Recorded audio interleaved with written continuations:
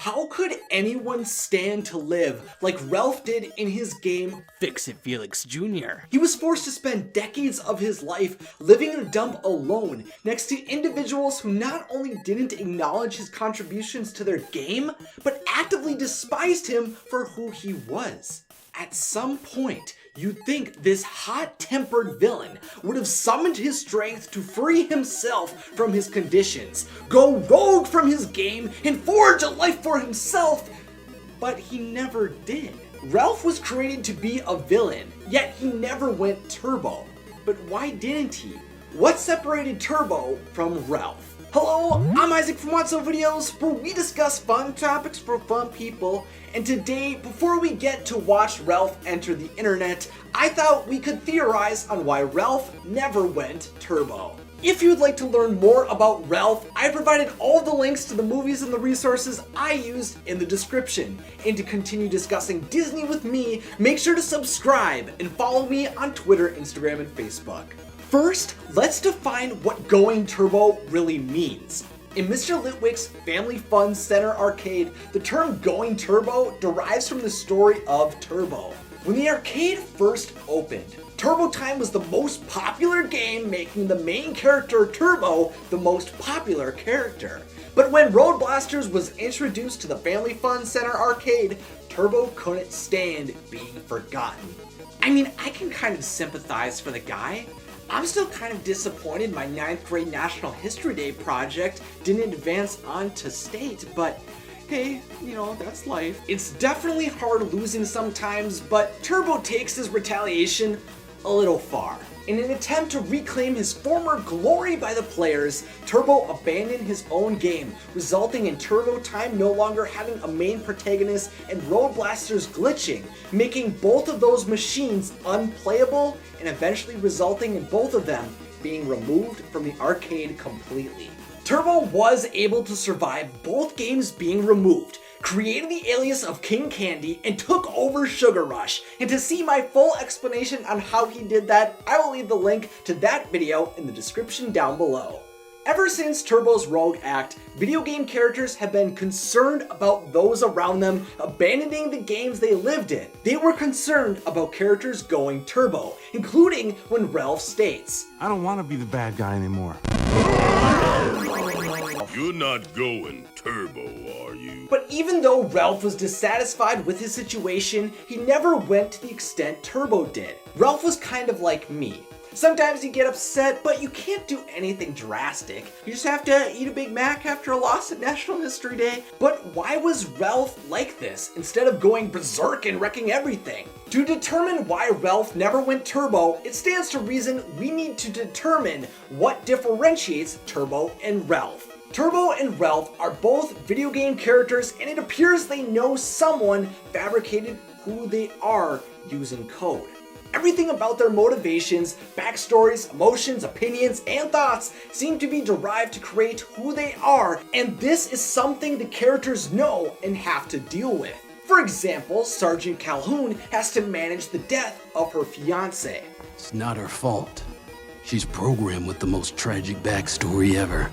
Another example of video game characters dealing with their given programming comes in the Disney 5-minute spooky stories storybook, where racer Vanellope von Schweetz and Ralph come into contact with a ghost named Boo Bratley within a secret level in Sugar Rush.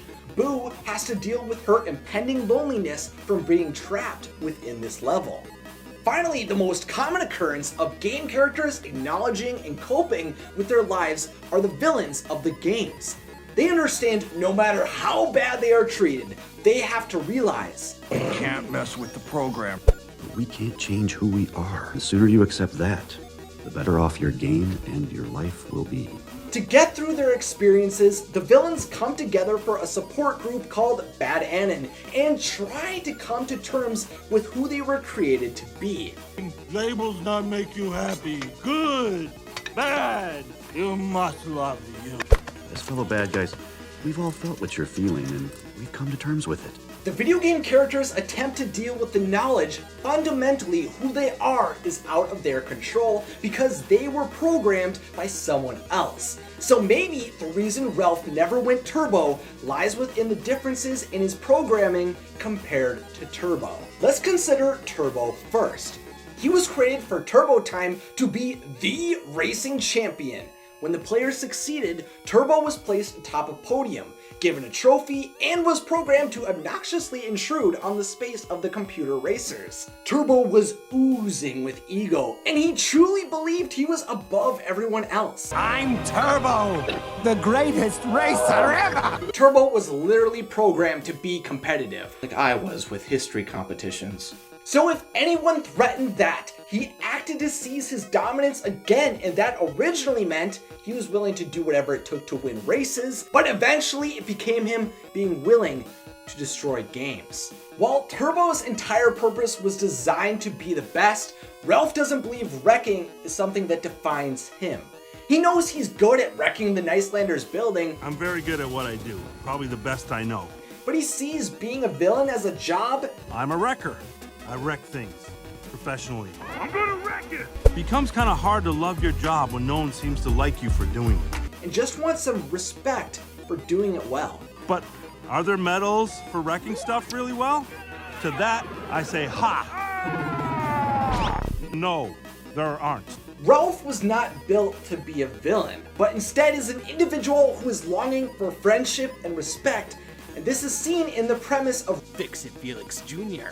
The story behind the game is the Nicelanders relocate Ralph and his stump to the dump to build their condos, and in response, he seeks revenge and destroys the building where his home used to be. Ralph isn't someone destroying for fun or pleasure, he wants justice for being wrong. Honestly, in most video games, it seems like you would want to play as the underdog Ralph, fighting for what he feels is right. But in this case, he's seen as the bad guy. You see, Ralph was programmed to be an emotional man. My passion bubbles very near the surface, I guess. Not gonna lie.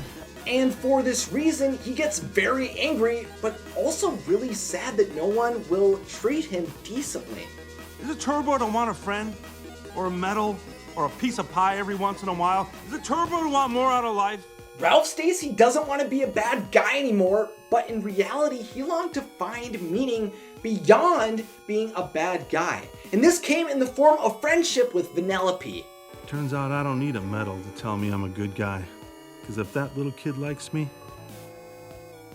how bad can I be? Friends and family seem to always make a situation better, so I hope you all have some support like that in your life, unlike Turbo. This is nothing like what Turbo was created to feel. His purpose to always be the best morphed from racing to him transforming himself into the most powerful entity he could be.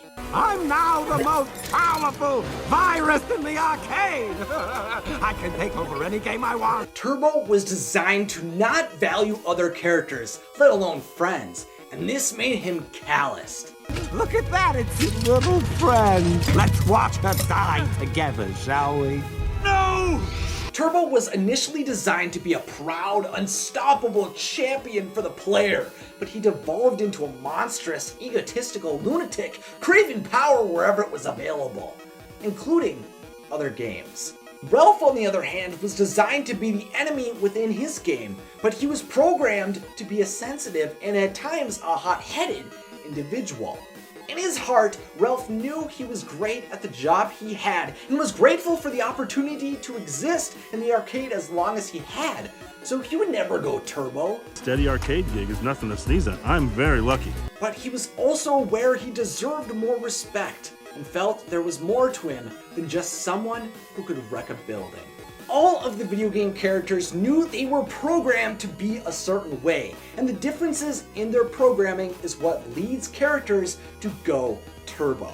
If you enjoyed theorizing on Ralph and hearing me joke about my freshman year of high school, then click that like button. And if you are interested in staying up to date with more magical Wreck-It Ralph videos, then click that subscribe button and follow me on Twitter, Instagram, and Facebook. So now it's time for the question of the day, sponsored by my patrons. Why do you think Ralph never went turbo? Let me know your thoughts in the comments section, along with any other ideas you have for future Discovering Disney episodes. If you'd like to see more Watch So videos, then check out some awesome pics over here. And as always, thanks for watching and have a magical day. And I hope you get to play some video games this weekend.